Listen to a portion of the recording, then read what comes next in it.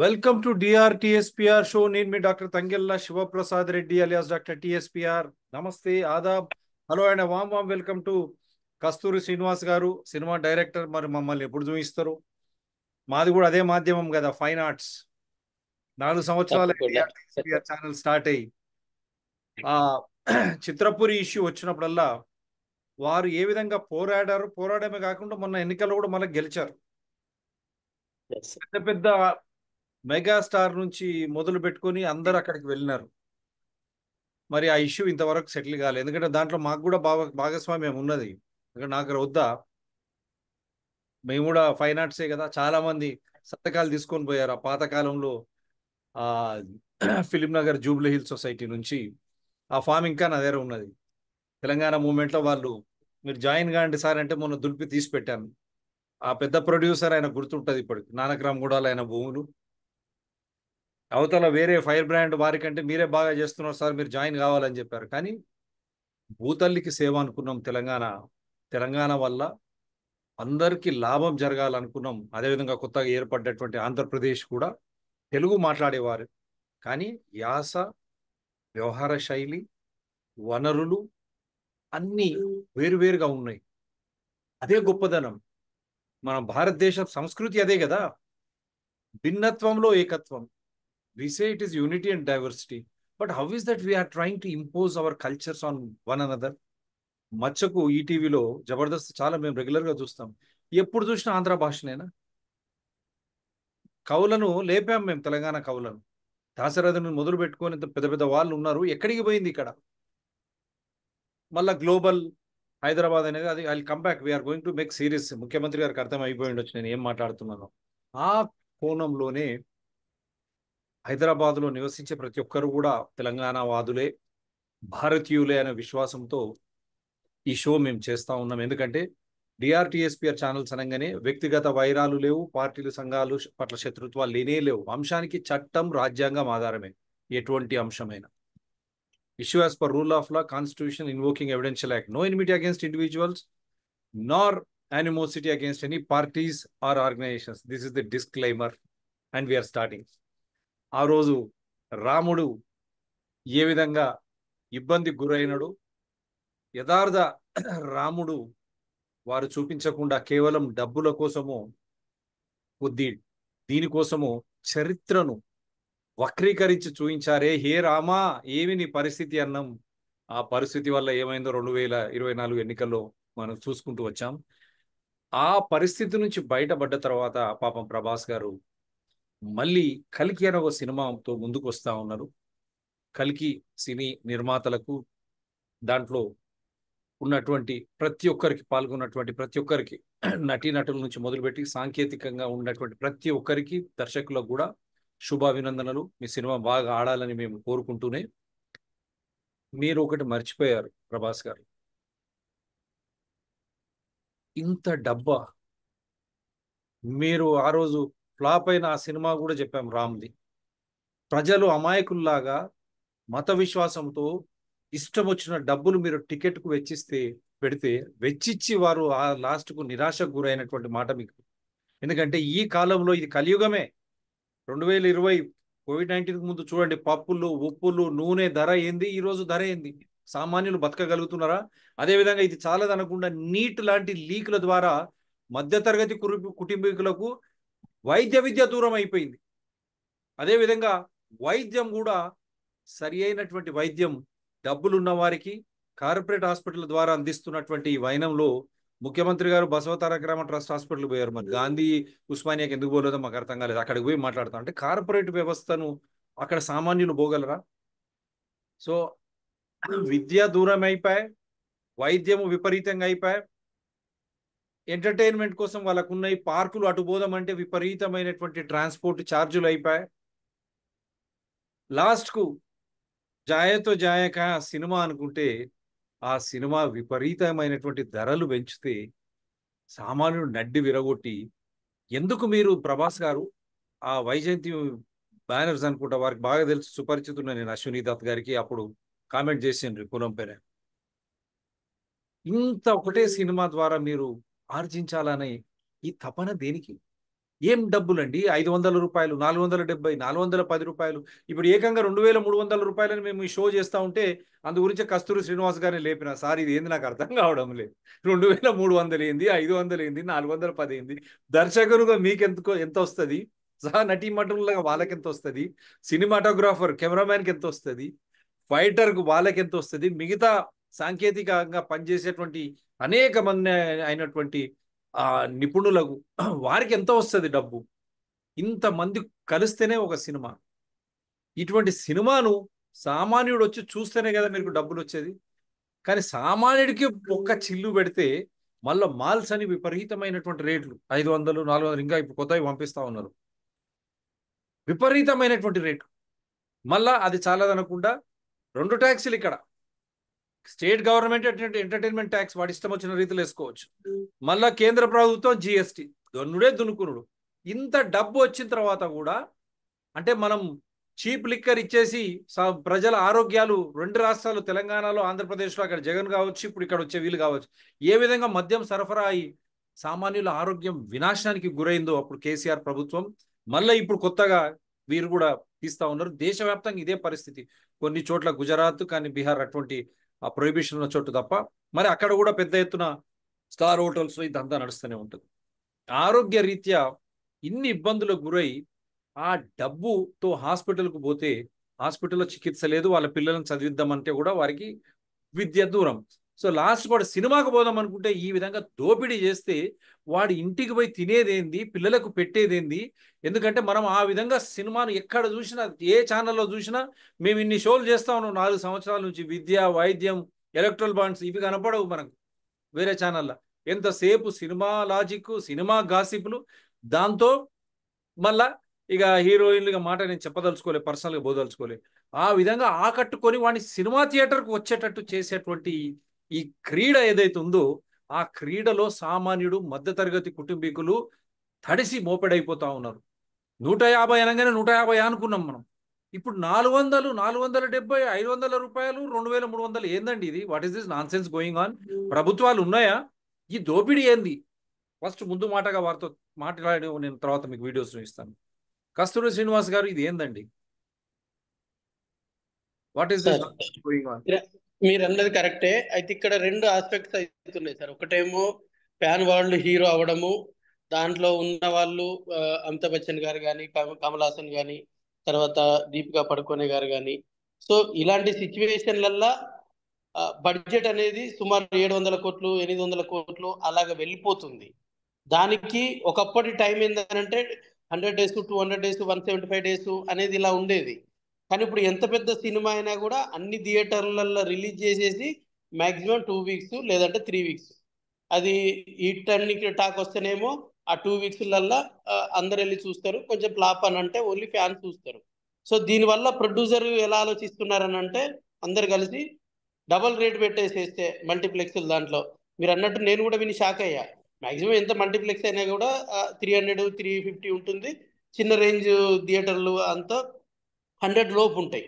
అవన్నీ lower economy అనేది ఉండడం కోసం. బట్ ఈ 1500, 2000 ఏంటిది అనేది మాత్రం నేను కూడా షాక్ అయ్యా. దానివల్ల నిజంగా హీరో మీద అభిమానం కానీ, సినిమా మీద అభిమానం కానీ ఉన్న ఆడియన్స్ వెళ్ళి చూడడానికి మాత్రం కష్టమే. ఎందుకంటే 4 వెళితే 4 వెళ్ళి 8,000, తర్వాత ఇంకా మిగిలిన ఖర్చులు అవన్నీ అంటే ఒక్క రోజు 10,000 ఖర్చు అనేది పెట్టుకొని వెళ్ళే సామాన్యుడు, మిడిల్ క్లాస్ పర్సన్ కూడా కష్టమే అది. ఇంకా దాన్ని ఓటీటీ కోసమో నెక్స్ట్ ఏదైనా పైరసీ వస్తేనో అలాగా పక్కదారి కూడా పడుతుంది. బట్ ఈ lower income group, middle income group అనేది ఆడియన్స్ 70% ఉంటారు.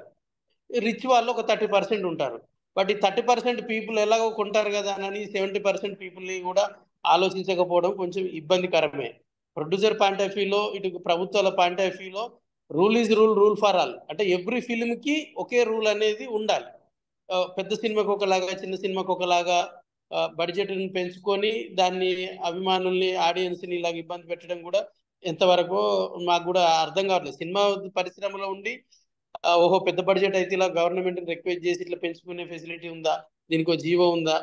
బిజినెస్ అనేది పెద్దగా మన సినిమా గుమ్మడికాయ, కొబ్బరికాయ నుంచి గుమ్మడికాయ వరకే మా పాత్ర ఉంటుంది. మిగిలిన దాంట్లో ఇంకా ప్రొడ్యూసరు, వాళ్ళకి సంబంధించిన బిజినెస్, అవి ఎంటర్టైన్మెంట్ ఎలాగ బయటికి ఆడియన్స్ తీసుకెళ్ళడం అనేది పబ్లిసిటీస్ డిఫరెంట్ కాబట్టి దాంట్లో మేము ఎక్కువగా డీప్గా వెళ్ళాం. సో అది మాత్రం కొంచెం నిజంగా ఒక 70% పీపుల్కి మాత్రం ఇబ్బందిగానే ఉంది. మీరు అన్నది మాత్రం 100% కరెక్ట్ సార్. మీరు మంచిగా చెప్పారు. దర్శకుడి రోలు కొబ్బరికాయ నుంచి కుమ్మరికాయ వరకు అది బాగా చెప్తారు మీరు. కానీ ఆ 70% మంది అక్కడ ప్రభాస్ ఫ్యాన్స్ కావచ్చు, అమితాబ్ బచ్చన్ ఫ్యాన్స్ కావచ్చు, దీపికా పడుకోనే ఫ్యాన్స్ కావచ్చు, కమల్ హాసన్ ఫ్యాన్స్ కావచ్చు, వీళ్ళందరూ డబ్బులు ఉన్నా లేకున్నా ఇంట్లో తిండి ఉందా లేదా, ఇంట్లో పరిస్థితి పిల్లలను చదివించాలా లేదా. ఇప్పుడు నీట్ సమస్య చూడండి, లక్షలాది 24 లక్షల మంది నీట్, మళ్ళా నెట్, మళ్ళీ అదొక 11 లక్షలు, మళ్ళీ అది సాధనకుండా మిగతా ఎగ్జామ్స్ అన్ని కూడా ఈ విధంగా లీక్ అయ్యి అన్ని చేస్తూ ఉంటే ఆ సమయంలో ఒక కుటుంబం, మీరు అన్నట్టు మధ్యతరగతి కుటుంబం ఈ ₹1000 వెచ్చించి సినిమా చూస్తే వాళ్ళ పరిస్థితి ఏమంటారు? ఇది తప్ప కాదా? ప్రభుత్వం ఎట్లా పెద్ద సినిమాకి ఒకలాగా చిన్న సినిమాకి ఒకలాగా అట్లా ట్యాక్స్ ఏమైనా ఉంటుందా? నాకు తెలియకుండా అడుగుతున్నాను మిమ్మల్ని. జనరల్ గా అందరికి ఒకటే ట్యాక్స్. స్లాబ్ అనేది సేమ్ సేమ్ ట్యాక్సే. పెద్ద చిన్న అనేది ఏముండదు, డిపెండ్స్ ఆన్ రెవెన్యూస్ అనేది. కొన్ని ఆధ్యాత్మికమైన సోషల్ రెస్పాన్సిబిలిటీ ఉన్నటికి ప్రభుత్వం స్పెషల్ గా ఆర్జీ పెడితే ఆ సోషల్ రెస్పాన్సిబిలిటీ కింద దానికి ఎగ్జామ్షన్ ఇస్తారు ట్యాక్స్, అంతే తప్ప స్పెషల్ గా అనేది ఎంటర్టైన్మెంట్ ట్యాక్స్ అనేది అన్నిటికీ ఇప్పుడు సేమే. దీనివల్ల ఇప్పుడు ఈ సినిమా కల్కి సినిమా వల్ల ఒక హిందువు గాని, ముస్లిం కు గాని, క్రిస్టియన్ గాని, ఒక భారతదేశానికి ఒరిగేది ఏమైనా ఉందా? రిలీజియన్ పరంగా అయితే ఎలా ఉంటుంది అనేది మనం బయటకు వచ్చినాక దాన్ని చూసుకోవడమే తప్ప. సినిమాని చిన్నగా చేయడం లేదు, ఎందుకంటే వాళ్ళు ఎంతో కష్టపడతారు కాబట్టి. పాపం దర్శకుడి నుంచి మొదలు పెట్టుకొని అందరూ ఎంతో మంది కలిస్తే కానీ ఒక సినిమా కాదు. కానీ ఈ వచ్చే సగటు లాభం నిజంగా అక్కడ దర్శకుడి నుంచి పేరు మోసిన దర్శకులకు కొద్దిగా పోతుండొచ్చు.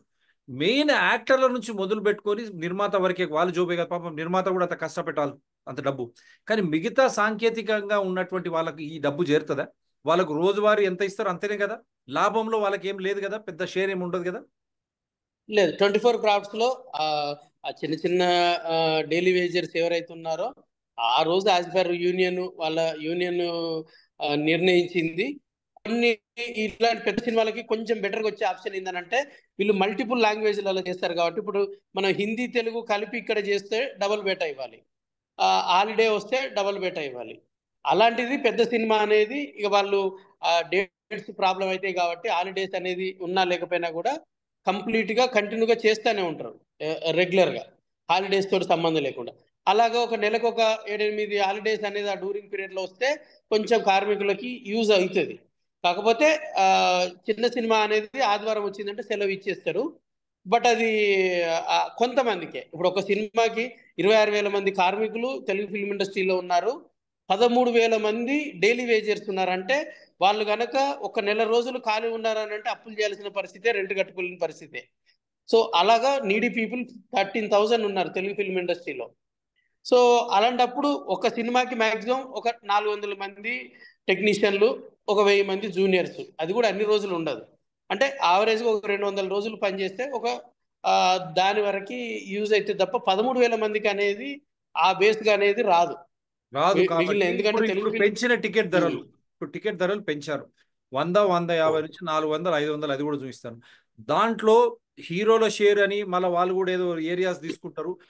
దీనివల్ల సామాన్యులు అయినటువంటి వీళ్ళకేం లాభం లేదు కదా. వాళ్ళకి ఆ రోజు ఎంత కావాలో అంతనే. సో దీనివల్ల బెనిఫిట్ ఇక అంతే. దాని వరకు యాక్టర్స్ కూడా, ఆర్టిస్టులకు కూడా మాక్సిమం ఏ గ్రేడ్. ఇప్పుడు హీరోలు ఒక ఏరియా అనేది తప్ప వాళ్ళకు ఒక రెమ్యునరేషన్ ఇన్ని డేస్ ఈ ఫిలిము అనేది అగ్రిమెంట్ అయిందని అంటే ఇంకా లాభాలతోటి నష్టాలతోటి వాళ్ళకి సంబంధం ఉండదు. అప్ టు పబ్లిసిటీ వరకు, స్టార్టింగ్ నుంచి ఎండింగ్ వరకు అనేది ఆ రోల్ వరకే ఉంటుంది. ఇంకా బిజినెస్ స్ట్రాటజీ అనేది ఇంకా వాళ్ళు చూడరు. ఇంకా 7 టైమ్స్ ఇంకో షూటింగ్ కి చూసుకుంటారు, ఇంకోటి అంతే. కానీ వాళ్ళ రేంజ్ కానీ మార్కెటింగ్ బట్టి చేస్తారు. ఈ విధంగా విపరీతమైనటువంటి రేట్లు ఇంతమంది హీరోలను పెడుతున్నారు. అసలు హీరోలు కూడా ఇంత రెమ్యునరేషన్ ఎందుకు ఇవ్వాలండి? సామాన్యులు అందరూ కూడా కష్టపడతారు. ఈయనేమో ఏసీలలో ఉండి వచ్చి సామాన్యులు వాళ్ళు మీరు అంటూ ఎక్స్ట్రాలు వాళ్ళందరూ రోడ్ అక్కడ ఉండి కష్టపడి మొత్తం ఎండకు వానకు తడిచి వాళ్ళకి ఎక్కువ ఇవ్వాలి. ఎవడు ఎక్కువ కష్టపడతారో వాడికి ఇవ్వాలి. కానీ ఇక్కడ ఫేస్ వాల్యూ అని కుటుంబం నుంచి వచ్చి వాళ్ళే 10 మంది హీరోలు ఈ విధంగా శాసించుకుంటూ పోయి వచ్చిన ధనాన్ని సమపాలంగా వారు కష్టపడే విధంగా అటువంటి విధానం లేనటువంటి సినిమా ఫీల్డ్లో ఈ విధంగా టికెట్లు పెంచి అసలు ఆ టికెట్లు ఎన్ని ముద్రిస్తున్నారు? హిట్ అయింది అంటారు, 1000 కోట్లు అంటారు. నిజంగా ఇన్కమ్ ట్యాక్స్ ఎంత కడుతున్నారు వాళ్ళు ఇండివిజువల్గా? నేను అదే ఇన్కమ్ ట్యాక్స్ డిపార్ట్మెంట్ కూడా I'm demanding how much heroes are paying, how much the producer is paying when they are saying it is all India hit, thousands of crores on the first day. You are also equally responsible, you are to show the records also. So కొన్ని చూపిస్తాను వీడియోలు, తర్వాత మళ్ళీ మీతో మాట్లాడిస్తాను sir. కానీ ఏదేమైనా బాధ అనిపిస్తుంది. ఇప్పుడు ఫస్ట్ ఇది చూపించేసి, ఇప్పుడు ప్రభాస్ కల్కి 2898 AD ఒక్కో టికెట్ రూపాయలు 2300. Pan India star hero Prabhas కల్కి రేపు విడుదల కానుంది. ఆన్లైన్లో టికెట్లు అంటే మనం రేపటి పెట్టిన క్షణాల్లోనే అమ్ముడయ్యాయి. ఏపీ తెలంగాణలోనే కాదు, ఈ సినిమా కోసం దేశవ్యాప్తంగా ఫ్యాన్స్ ఆసక్తిగా ఎదురుచూస్తున్నారు. అయితే ముంబైలో ధరలు ఆకాశాన్ని అంటుతున్నాయి. ఏది మైసన్ ఐనాక్స్లో, జియో వరల్డ్ ప్లాజాలో ఒక్కో టికెట్ 2300కి విక్రయిస్తోంది. మరికొన్ని థియేటర్లో ఫ్యాన్స్ రూపాయలు 1760, 1560 వెచ్చించి మరీ టికెట్లు కొంటున్నారు. What is this nonsense? What is happening to you? Why the hell you spend so much? Why should you donate that money to needy? Donate that money for to ashrams or old age ashrams or orphanages where they are in need of money for regular food, good education, quality education, better health facilities. What is this nonsense?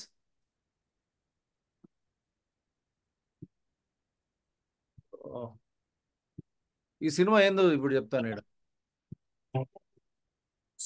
సమయం వచ్చింది. భగవంతుని కల్పన సమస్త సృష్టి ఉంటుందంటాడు.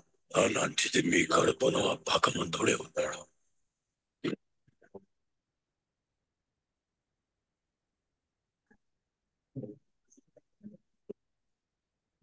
రేపటి కోసం ఈరోజు నీ చంపితే రేపేలా ఉంటుంది? నేను కాపాడుతాను. బాగుంది. వన్ షాట్ కాంప్లెక్స్కి వెళ్ళిపోతాను.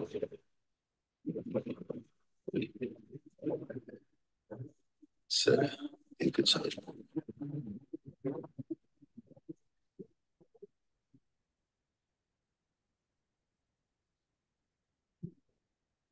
ఎన్ని యుగాలైనా ఎన్ని అవకాశాలు ఇచ్చారు. These are all effects which are done in a multimedia. My dear friends, go to Ramoji Film City and see the stunts, how they do, how they perform, what is real, what is fiction. Can you go beyond? ఇది అంత దూరం పోవాలన్నా ఏది నిజము, ఏది వాస్తవం, ఏది అవాస్తవం? రామోజీ ఫిల్మ్ సిటీకి పోతే ఆడ స్టంట్స్ అన్ని కనిపిస్తాయి మీకు. చేసేది మేము కాదంటలేము, ఎవ్రీవన్ ఇస్ బెనిఫిటింగ్. కానీ అటు దీనివల్ల ఏం ప్రయోజనం? ఈ కొట్టడాలు, ఈ సంపడాలు. కొన్ని సినిమాలు అయితే నా ఫ్రెండ్ వాడు ఉన్నాడు, నా చిన్నప్పుడు స్నేహితుడు, వాడు కౌంట్ లేక వచ్చి కసాపు అది చూసి ప్రేరేపితులై అమాయకులు జైల్లో పోయి కూర్చున్నారు. దానివల్ల మన మెసేజ్ ఉంటే సమాజానికి ఏదైనా మంచి ఇతివృత్తం ద్వారా ఒక మోరల్ అంటమే నైతికంగా ఈ సినిమా చూసిన దానివల్ల ఈ విషయాన్ని మనం సమాజానికి చెప్పగలం. దీనివల్ల ఈ మార్పు సహజం. ఒక్క ఫైట్ కూడా ఓడిపోలేదు, ఇది కూడా ఓడిపోలేదు.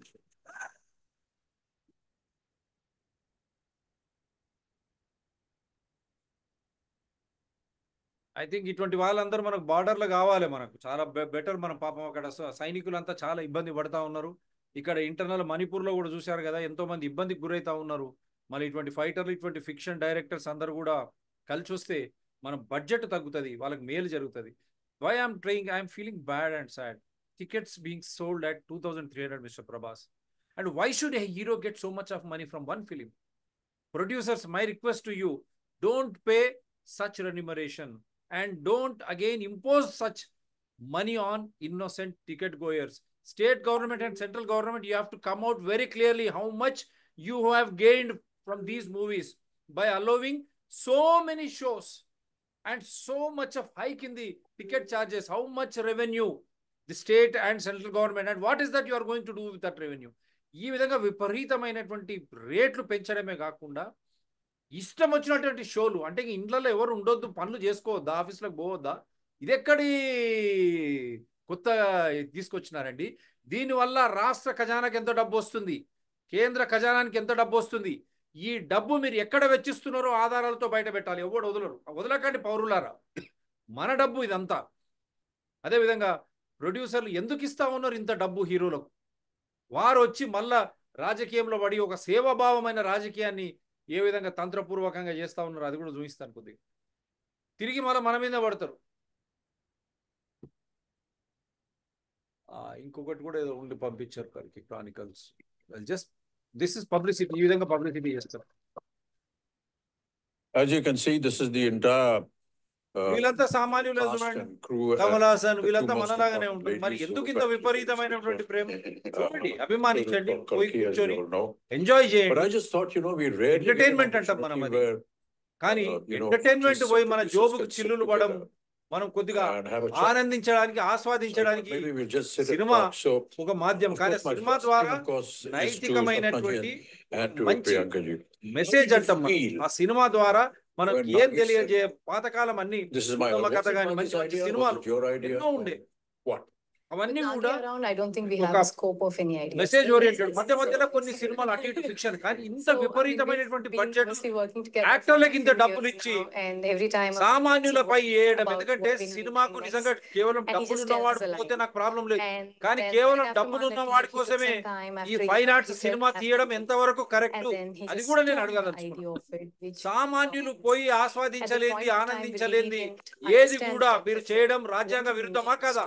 అంటే ఇక్కడ ఉన్నోడు లేనోడు. Attention aspiring entrepreneurs, business owners and investors. If you're ready to turn your dream of owning a successful supermarket.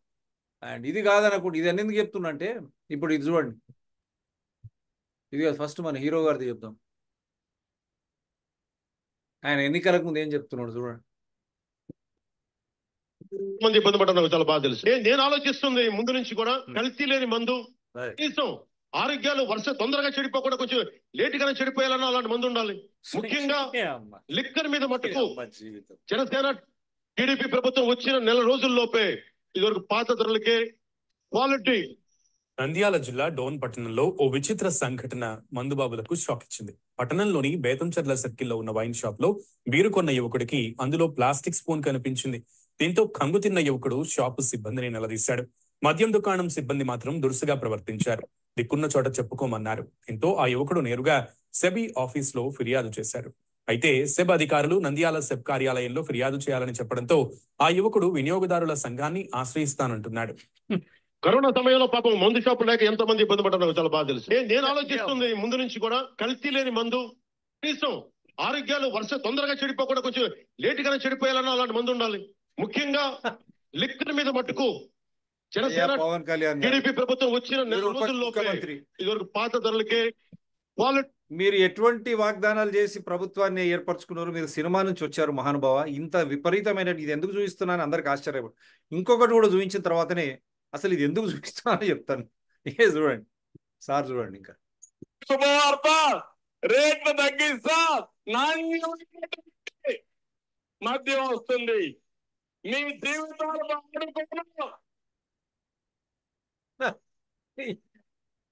రోజంతా కష్టపడి శారీరక బాధలు మర్చిపోవాలి. సాయంత్రం కోట్ల బాటలో దాంట్లో ఆపేసుకోవాలనుకుంటే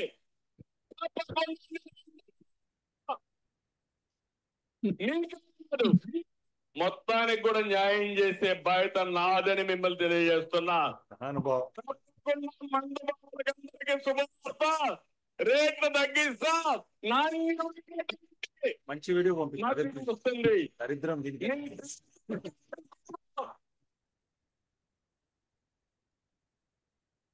రోజంతా కష్టపడి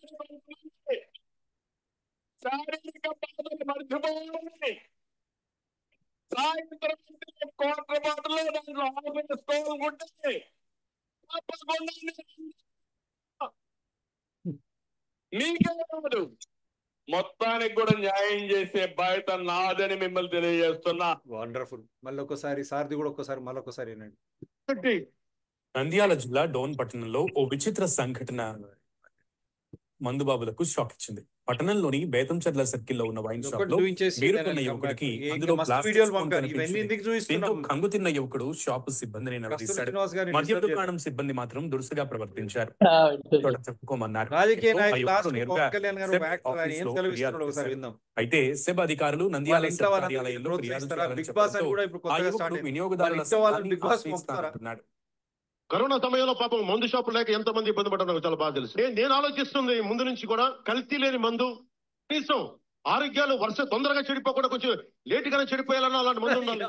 ముఖ్యంగా లిక్కర్ మీద మట్టుకు ఇది ఒక్కటి చాలు sir. Privileges motion move TDP చేయడానికి మీ ప్రభుత్వం ఇద్దరికి వచ్చిన నెల against. రోజుల్లోపే ఇదివరకు పాత అన్ని అవి కూడా మేమే చేయాలి. క్వాలిటీ నంద్యాల జిల్లా డోన్ పట్టణంలో ఓ విచిత్ర ఇద్దరికి అగేన్స్ట్ ప్రివిలేజ్ మోషన్ మూవ్ చేయొచ్చు తెలుగుదేశం.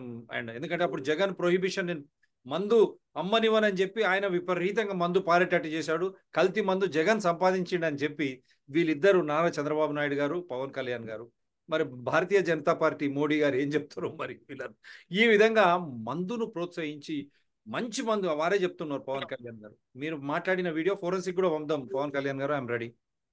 లేటుగా ఆరోగ్యం చెడిపోయే మందు అంటే ఈ మందు వల్ల ఆరోగ్యం చెడిపోతుందని మీకు తెలిసినా మీరు దీన్ని ప్రోత్సహించడం ఎంతవరకు కరెక్ట్? అదేవిధంగా చంద్రబాబు నాయుడు గారు మీరు పేరు మోసిన రాజనీతి ఆ తత్వాన్ని కలబరుచుకున్నటువంటి ఒక నాయకుడు మీరు దేశవ్యాప్తంగా. నేను చాలా సీనియర్. ఇటువంటివే మీరు ప్రోత్సహించేది? జగన్ తప్పు చేసిందని చెప్పుకుంటూనే మీరు ఇది ప్రోత్సహించడం వల్ల ఆరోగ్యాలు పాడవుతున్నాయి. కాబట్టి వేరే దిక్కు లేకుండా సినిమానే ఒక దిక్కని సినిమాకు పోతుంటే ఈ విధమైనటువంటి 2000 రూపాయలు, 500 రూపాయలు, 400 ఎవడయ్యా సొత్తయా? వాడు ఎక్కడ పోయి బతకాలి? అట్లీస్ట్ ఈ మందు బాబుల నుంచి దీని నుంచి దూరం చేస్తే వాళ్ళ ఆరోగ్యం బాగుంటుంది, ఆ కుటుంబం బాగుంటుంది. ఉన్నది ఒకటే వ్యాపకం, ఎంటర్టైన్మెంట్ ఆర్ అమ్యూజ్మెంట్, ఒక ఆనందం కలిగించేది, ఒక వ్యసనం కాదు అది.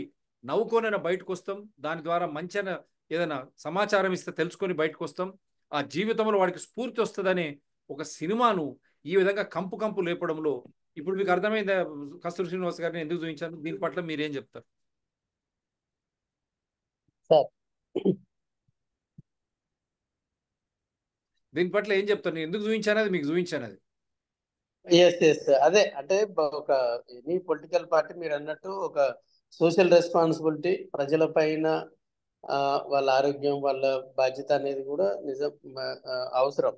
కానీ ఇక పొలిటికల్ గా పాలిటిక్స్ వైజ్ గా వస్తే అధికారం కోసం ఆ ప్రచారం దాంట్లో అలాగే చేయాల్సి వచ్చిందా, నిజంగానే జనం అలా తయారయ్యారు అనేది పక్కన పెడితే 2 థింగ్స్ సార్ ఇక్కడ. అంటే మేము ఈ డ్యూరింగ్ పీరియడ్లలో చూసింది మాకు ఒక ఎగ్జాంపుల్ అంతే. ఇది ప్లస్ ఆర్ మైనస్ అనేది పక్కన పెడితే 3000 మంది తెలుగు చలనచిత్ర పరిశ్రమలో ప్రొడ్యూసర్లు ఉంటే ఇప్పుడు రిజిస్టర్ అయిన ఛాంబర్లో 3100 మంది తెలుగు ఫిలిం ప్రొడ్యూసర్ కౌన్సిల్లో ప్రొడ్యూసర్లు ఉన్నారు. సినిమాలు తీసే వాళ్ళు 100-150 మంది ఉన్నారు. దానికి రీజన్ ఏంటంటే 90% ఫెయిల్యూర్, 10% మాత్రమే సక్సెస్. మాకు ఈ జూదం వద్దురా నాయన అని. అంటే దానికి ఎందుకు ఉదాహరణ చెప్పానంటే ఆడియన్స్ కూడా అలాగే తయారయ్యారు సార్. ఒకప్పుడు లవకుశ సినిమా వస్తే ఎద్దుల బండి కట్టుకొని వెళ్ళి ఆడ తెల్లారి టికెట్లు కొనుక్కోవడం కోసం రాత్రే పడుకొని సినిమా చూసి వచ్చారని మనం విన్నాం. అంటే మా చిన్నప్పుడు అమ్మ నాన్న చెప్పేవాళ్ళు 1964 ఆ టైంలో.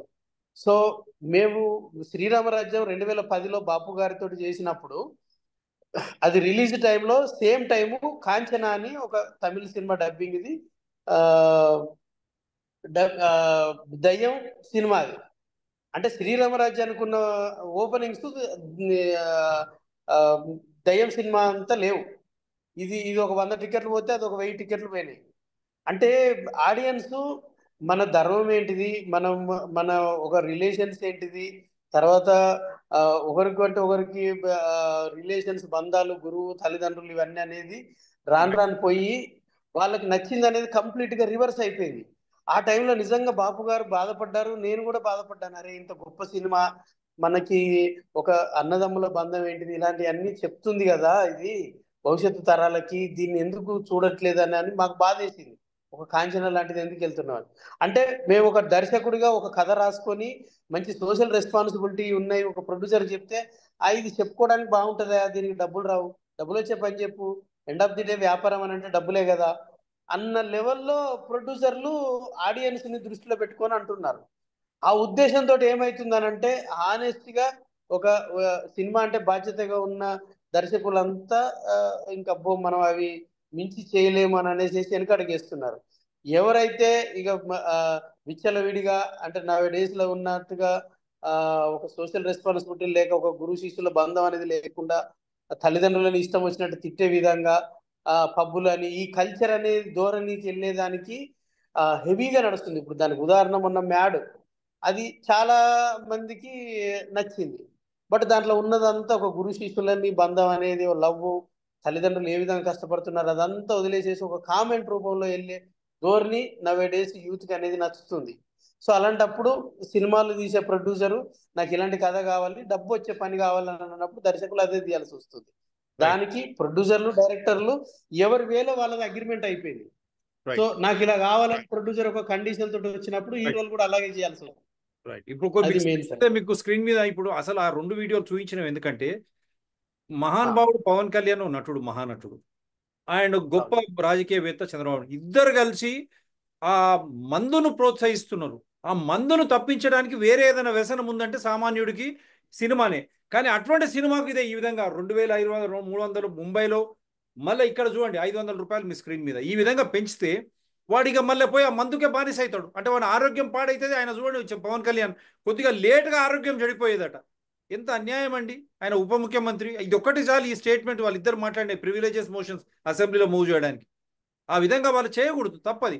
దాన్ని తప్పించడానికే సినిమా అనే ఒక మాధ్యమం ద్వారా నవ్వుకొని పోవచ్చు. ఒక మంచి విషయాన్ని కనుక్కొని వాడు వారి పొద్దున ఇబ్బందులు ఉంటే బయటికి రావడానికి ఒక మెసేజ్ రూపకంగా పోవాలనుకుంటే ఈ కల్కి ద్వారా నడ్డే విరిచేశారు కదా. ఇక్కడ చూడండి 500 రూపాయలు 400 రూపాయలు. ఇంకోటి కూడా చూపిస్తారు లీస్ట్, అది మహేశ్వరంలో 200 రూపాయలు, అక్కడ 80-60. వాడికి ఏం లాభం వస్తుంది ఇక్కడ వీనికి? ఇక్కడ చూడండి, చూస్తున్నారా ఇన్ని సినిమాలు, ఇన్ని షోస్.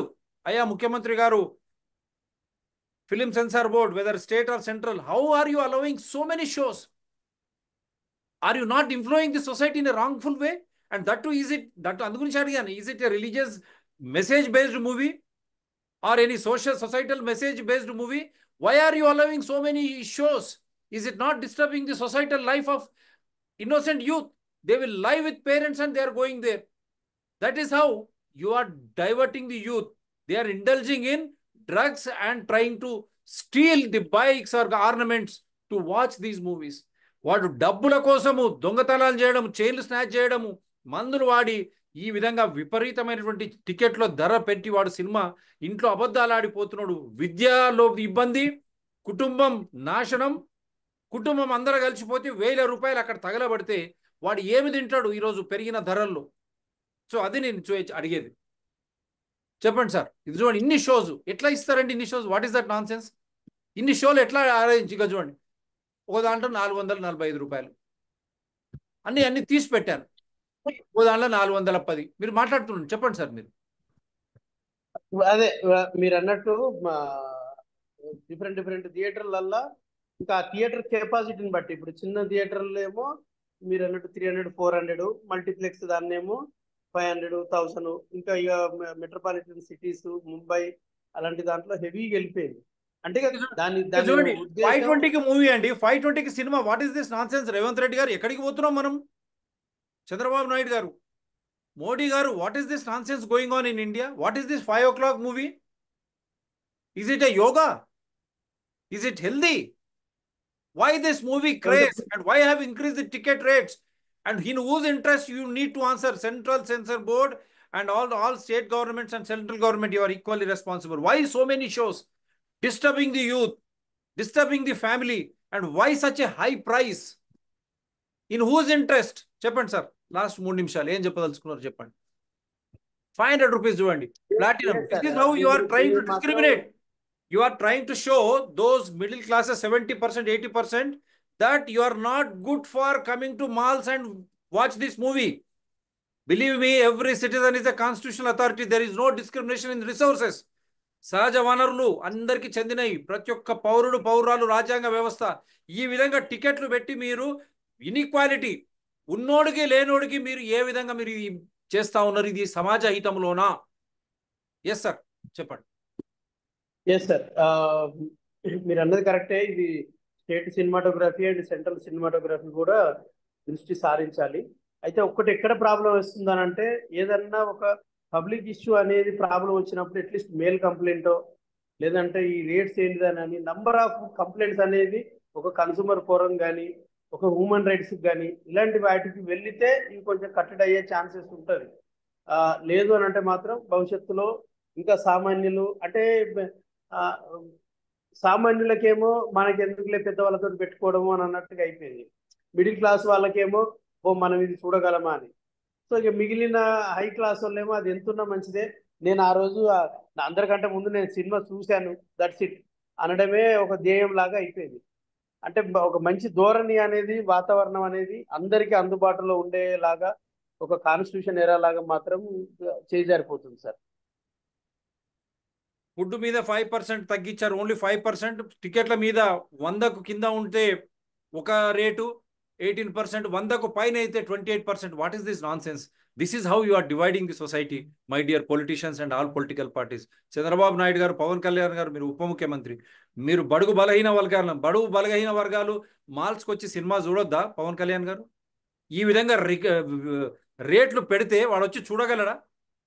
మీరే చెప్పండి. అందరు సినిమా హీరోలు కూడా, ప్రొడ్యూసర్లకు నా విన్నపం, మీరు సినిమా రెన్యుమరేషన్ తగ్గించండి. మీరు ఒక్క సినిమా ద్వారా మీకు ఎందుకు అంత డబ్బు? Why they should earn so much for one cinema? And it is again public investment and you are being allowed to watch permission are theatres are being permitted. Why? Entertainment to all without any discrimination. వాడు ఆనందాన్ని అందరికీ ఎటువంటి వివక్ష లేకుండా, అదే రాజ్యాంగం. ఉన్నోడికి లేనోడికి ఈ విధంగా మీరు ఐ మాల్స్, మళ్ళీ ఇంకోటి కూడా చూడండి, వీడు BookMyShow is charging 18% వాడు, అదర్ దాన్ 28% మళ్ళీ GST and entertainment tax. But థియేటర్లో కాకుండా వాడు 18%.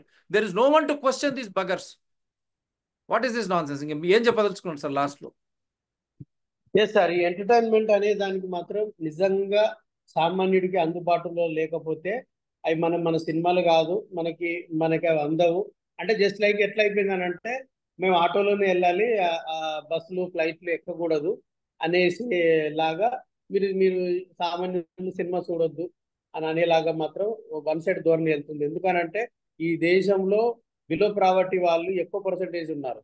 వాళ్ళందరికీ అందుబాటులో ఉండే ఎంటర్టైన్మెంట్ కానీ, వైద్యం కానీ, విద్య కానీ, ఇవనేది మినిమం ఫండమెంటల్ రైట్స్ అనేది లేని పక్షంలో చాలా ఇబ్బందులు పడతారు. అది state cinematography and central cinematography రెండు రాష్ట్రాల తెలుగు ముఖ్యమంత్రులు కూడా దీనికి సంబంధించింది నిజంగా ఈ ఛానల్ ద్వారా ఆలోచించాలి. ఇటు ప్రొడ్యూసర్లు, డైరెక్టర్లు, హీరోలు మా కడుపు నిండితే చాలు అని అనేసేసే కాకుండా, ఇటు వాళ్ళ ప్రతి రూపాయి ఈరోజు ఈ హీరోలు కానీ, ప్రొడ్యూసర్లు కానీ ఎదుగుదలకు కారణమైంది.